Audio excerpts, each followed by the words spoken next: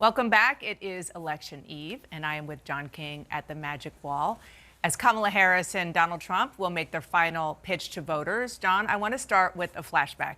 2016, the first time Donald Trump was on any ballot, it was the day before. Here's what happened.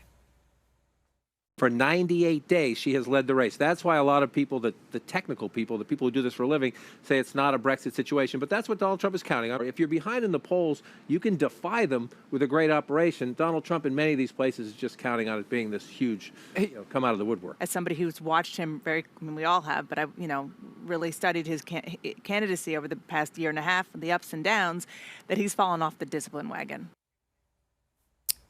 Turns out he's once again fallen off the discipline wagon, but will it matter? Oh, here's the 2016 flashback. This is where we were on this day in 2016, where our projections had Hillary Clinton at 268, knocking on the door of 270 electoral votes in the White House. But look at this map. We had the blue wall leaning blue on that day, right? She lost all three of those to Donald Trump, which is why everybody at home, be prepared for anything to happen tomorrow, in the sense that you can be leading by a little bit. But we knew there was Trump movement at the end. The question was, she had led the race for so long. Was it enough to overcome? Well, it turned out on Election Day, it was enough to overcome. So where are we now? Right? We're in a much less clear situation, right? Let me just quickly do this. In 2020, we already had Joe Biden over the top. It was pretty clear from the data that Joe Biden was going to win the 2020 election the day before the election. We still had to wait for the count because of the pandemic complexities of the election, but it was pretty clear. And then again, you had to deal with the question, is Donald Trump surprising us again in 2020? And he did not. So here's where we are now. So the vice president, it's a modest lead, but she's had a consistent lead here. Modest lead, but a consistent lead here. Right, that would get her there. This is why Pennsylvania is so important. This is why both candidates are spending so much time and have spent so much. And she's going to be there the entire day. Right, today. right. And she's going to the right places in terms of getting votes and stuff. Because, look, if she holds these, doesn't mean she will. But she's had a modest, consistent lead in both of those states. If she holds these, that's enough, as long as she picks up Nebraska's 2nd congressional district where all the polling, so she's running strong. That's her easiest path. No path is easy. But that's the easiest path. If she doesn't win this, let's say Donald Trump wins that. How does Harris get there? Well, you have to win at least two more.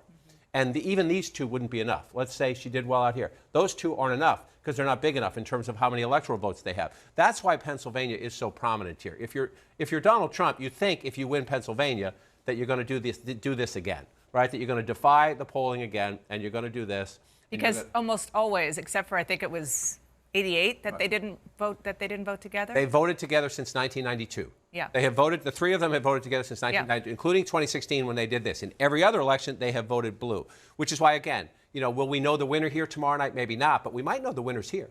And so you see if they're sticking together or anything like that. But if you watch this play out, even if Donald Trump wins the blue wall, he still has to win somewhere else, right? But if you're winning the three of these, it's a pretty safe bet you're going to win at least one or two of those. We live in a pretty nationalized election climate. So that's why this one is so key, because it's 19. Right? This is 16. That's 16. You think, well, that's only 3. But when you're trying to get to 270, if we have a, he wins one, she wins one, then you just get into this wild card race. I mean, it lets us, if Donald Trump were to win the whole blue wall, right?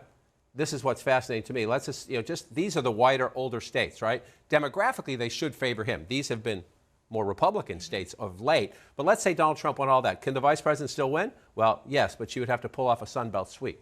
You have to come across and just do the entire, oops, come on for me there.